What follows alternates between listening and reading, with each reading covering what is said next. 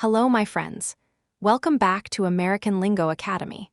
I'm Emily, and today we're going to learn another 10 common idioms, phrases, and sentences that native English speakers use every single day.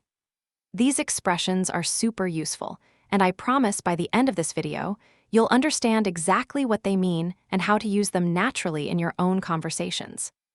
Now, before we start, I want you to know that this video is for fast English listening practice. I'm speaking at natural speed, which is how Americans really talk in everyday life. Don't worry if you can't catch every single word at first. This is completely normal and actually the best way to train your ears and improve your listening skills. The more you listen to natural speed English, the better you'll become at understanding native speakers, and you'll start sounding more natural yourself day by day. If you find it too fast right now, no problem at all. Just go to the settings and slow down the playback speed to whatever feels comfortable for you. Remember, everyone learns at their own pace, and you're doing amazing by challenging yourself with real English. All right, let's dive right into today's expressions. Are you ready? Let's go. Number 1, throw in the towel. This is an idiom that means to give up or quit something, especially when you've been trying really hard but can't succeed. It comes from boxing, where fighters would literally throw a towel into the ring to surrender. But we use it in everyday situations when we stop trying because something is too difficult or frustrating. For example, I've been trying to fix my computer for 3 hours, but I'm ready to throw in the towel and call a professional. Here's another one. She studied really hard for the math exam, but after failing it twice, she threw in the towel and switched majors. You might hear something like, "Don't throw in the towel yet. You're so close to finishing the project." Number 2, jump through hoops. This is an idiom that means to do a lot of difficult or annoying things in order to achieve something you want. Imagine a circus animal jumping through hoops to please the audience. That's exactly what this expression means, doing extra work or following complicated rules to get what you need. For example, I had to jump through so many hoops just to get my driver's license renewed. People often say, "Getting a visa is such a pain. You have to jump through hoops with all the paperwork and interviews." Here's another one. "My boss makes us jump through hoops for every little request. It's exhausting." Number 3, throw caution to the wind. This is an idiom that means to stop being careful and take a risk. When you throw caution to the wind, you decide to do something exciting or dangerous without worrying about the possible bad consequences. It's like throwing your worries away and just going for it. For example, I was nervous about quitting my job to start my own business, but I decided to throw caution to the wind and follow my dream. You might hear something like, "Let's throw caution to the wind and take that road trip across the country." People often say, sometimes you have to throw caution to the wind and trust that everything will work out. Number 4, pick whatever catches your eye. This is a common phrase that means to choose something that looks interesting or attractive to you. When something catches your eye, it grabs your attention because it looks nice, unusual, or appealing. We use this when we want someone to choose freely based on what they like. For example, there are so many beautiful dresses in this store. Just pick whatever catches your eye. Here's another one. I told my daughter she could decorate her room however she wanted and pick whatever catches her eye. You might hear something like, "The menu looks great. Just pick whatever catches your eye and I'm sure it'll be delicious." Number 5, you get used to it. This is a very common sentence that means something becomes normal or comfortable after you experience it many times. At first, something might feel strange, difficult, or uncomfortable, but after a while, it becomes easy and natural. This is something native speakers say all the time. For example, living in a big city was scary at first, but you get used to it after a few months. People often say, "The new job seems overwhelming now, but don't worry, you'll get used to it." Here's another one.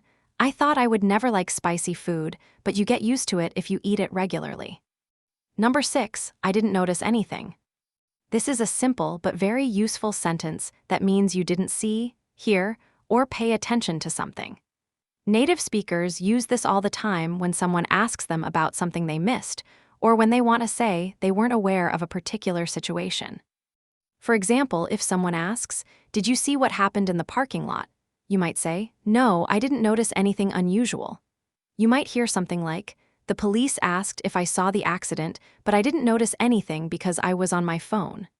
People often say, I didn't notice anything different about her haircut until she mentioned it. Number 7, fix one's hair. This is a common phrase that means to make your hair look neat and tidy. We use this when someone's hair is messy and they need to comb it, style it, or just make it look better.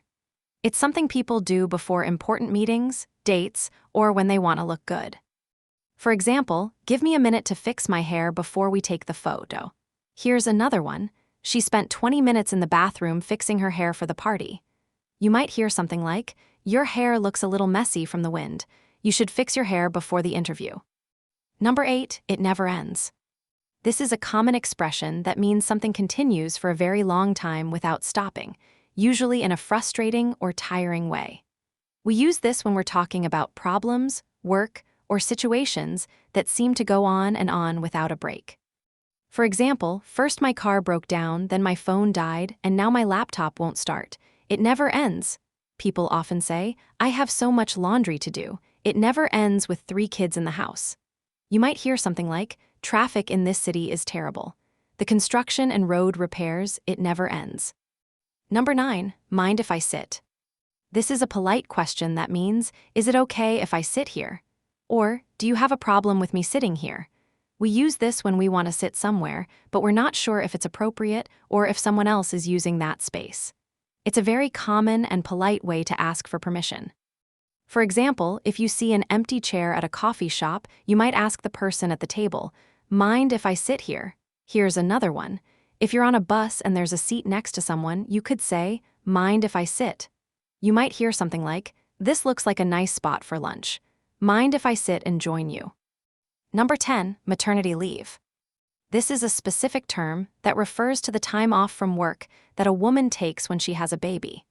During maternity leave, new mothers can stay home to take care of their newborn baby and recover from giving birth. Different companies and countries have different policies about how long maternity leave can be. For example, Sarah is taking 3 months of maternity leave after her baby is born. People often say, I need to plan my projects carefully because my coworker is going on maternity leave next month. You might hear something like, the company offers 12 weeks of paid maternity leave, which is really generous. And there you have it, 10 more useful expressions that will help you sound more natural when you speak English. Remember, learning a language takes time and practice, so don't be hard on yourself if you don't remember everything right away. The key is to keep listening, keep practicing, and be patient with yourself. I really hope today's lesson was helpful for you. If you learned something new, please give this video a thumbs up because it really helps me know that you're enjoying these lessons. Don't forget to share this video with anyone who's learning English, and I'd love to hear from you in the comments.